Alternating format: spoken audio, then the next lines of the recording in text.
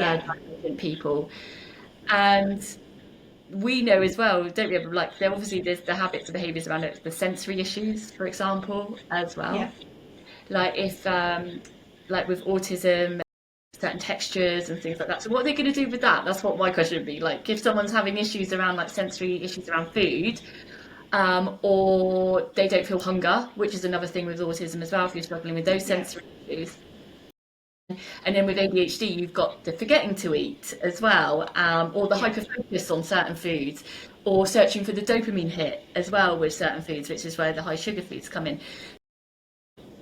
What would they do with that? Because it doesn't. It sounds like they're just like, oh, it's a diet, but that doesn't seem right because, as we know, yeah. that's not just people aren't going to be able to stick to it if it's not something that actually works for them. Yeah, it's setting people up for failure, isn't it? Because it's not dealing with the behavioural side. Yeah, which we know That's what is people need support with, isn't it? the biggest part. Yeah, And yeah, we do a lot of work with our clients around this, don't we, to find like what works for them, like to help them with remembering to eat, what kind of foods they yeah, eat. Like they might hyper focus on certain foods for for a few weeks, and they're like, I don't like this anymore. So what do I eat now? yeah. Like, I'm guilty of that one. Not gonna yeah. lie. Until you can't stand it, and that's it then. I'm the other way. I've been having smoothies for my breakfast for years, and it's my favourite, and I'll just continue. Like that's my thing. I don't like the thing is, like, because I don't like eating fruit. Like I don't like snacking on fruit.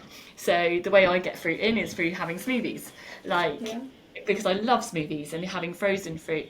But again, it's like I don't force my clients to eat stuff that, or we don't force our clients to eat stuff that doesn't suit them. yeah, So they're like, oh, you should have this food, but you hate it. Like that's yeah. You're just not gonna stick to that. You might white knuckle it for a little while, but then you're like, no, I'm not doing that. yeah, absolutely. So you're like, no, I can't do it anymore, and then you give up, and then you end up back at square one. Back it. Yeah, definitely.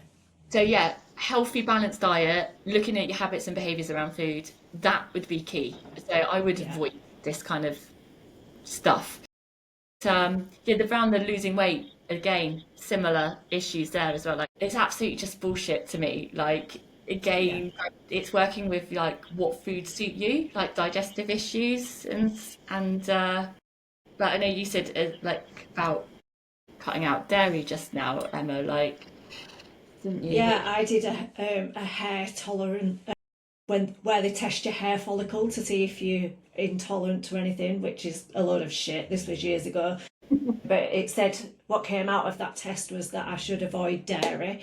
And I know some people do struggle with digesting dairy, but I don't. So it told me to cut out dairy. I cut it out for a couple of weeks, couldn't stick to it. If I had been able to keep that up longer term, like that could have been quite detrimental to my health because of my bone density and my teeth, and it's good for your hormone health, and it's a good source of protein, and it's cheap, and all those benefits that you get from consuming dairy. If I'd have listened to that test, that would have been to the detriment of my health. Yeah, absolutely. And this is why it's really important to look at like what works for you. And we do ask our clients like, if they're having digestive issues and stuff like that, because Yeah, that can be like, oh, okay, maybe this is a food to avoid, or it may be sometimes you're eating too much of something. I know that I work better on a high carb diet than a high fat diet. If I eat a high fat diet, I get yeah, digestive issues, but I can eat those carbs. yeah. I Which love a carb. which Alex hates. He's like, how can you eat all these carbs and like stay the same size? And I'm like, today.